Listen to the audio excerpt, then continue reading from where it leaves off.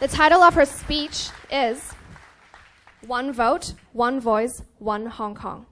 You now have 3 minutes. You may begin after the bell rings. Ladies and gentlemen, how many of you here have voted for a new chief executive? How many of you were eligible to vote? And last but not least, how many of you wish you could have voted? As we all know, Hong Kong is not a utopian city. It has its own defects ranging from terrible pollution to one of the largest wealth gaps on the planet. Not only this, but as you may have realized from the questions I asked in the beginning of this speech, Hong Kong has a massive problem with its chief executive election. Without universal suffrage, it leaves out over 99% of the total population. Today, my primary concern is that voices are not being heard. Our social and economic problems continue to lurk amongst us because there's no way for us to make a difference without a voice. This is why I believe implementing universal suffrage, a one vote per person system, can help us. I believe that it can help solve not all of the problems in Hong Kong, but many of them. But most importantly, I believe it will ensure all voices to be heard, improving justice in our society, and of course, in our chief election.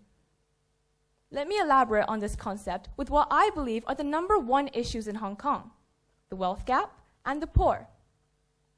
Currently, Hong Kong is home to 1 million people living under the poverty line. This number alone makes up 14% of our total population.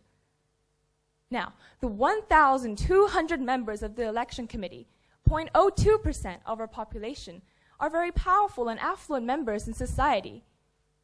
Can these people truly represent the 1 million who spend every day worrying about whether their children will be fed?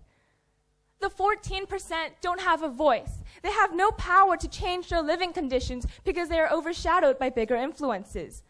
While successful individuals in various sectors get the right to one vote, those living in poverty never get the chance to say what they have to say. But what if universal suffrage was implemented? If every adult in Hong Kong, including those who live in poverty, was entitled to one vote, how could it help? It could help us in 2 ways. 1, it will bring about equality in our election system, and 2, lead us to an alleviated wealth gap led by the candidate impoverished citizens believed could help them the most. To conclude, we must remember that there is only one Hong Kong, our Hong Kong. To truly make it ours, and to ensure that every single voice is heard, universal suffrage is needed. Every person, regardless of income, status, or occupation, should be allowed to pitch in, opening the door to a Hong Kong freer from inequality and socio-economic problems such as the wealth gap. Thank you.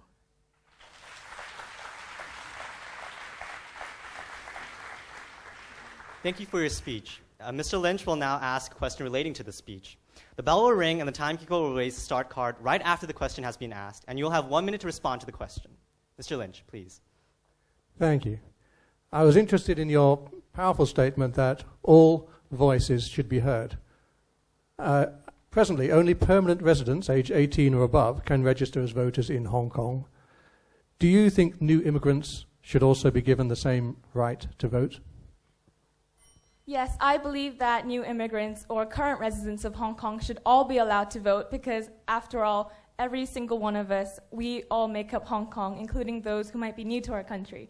I think that if every single voice is heard, not only will our social justice improve a lot, I think our happiness as a whole would improve a lot. And I think that Hong Kong really needs this because, you know, we are renowned for being a financial hub. We're considered as as a very successful city. And I think to maintain this reputation, we should allow everyone to vote, including those immigrants who come to Hong Kong. Thank you. A second question will now be asked by Mr. McLavin. Again, the bell will ring and the timekeeper will raise the start card right after the question, and you may then respond to the question. Mr. McLavin? Thank you. Illegal structures have become an alarming problem in Hong Kong. Many of them are village houses in the new territories. Do you think exemptions should be given to people in the new territories because of the territory's historical background? I think, yes, exemptions should be given to those who live in new territories because I think personally that it is very important to maintain our cultural heritage and buildings that might, symbolize cultural significance. And especially in the new territories, there are a lot of buildings that are quite old, and I think it is important to keep those because it will make Hong Kong a much more diverse place. So we'll still have parts of our history within us. Thank you. Please take a seat. Please remain silent while judges will write down their comments.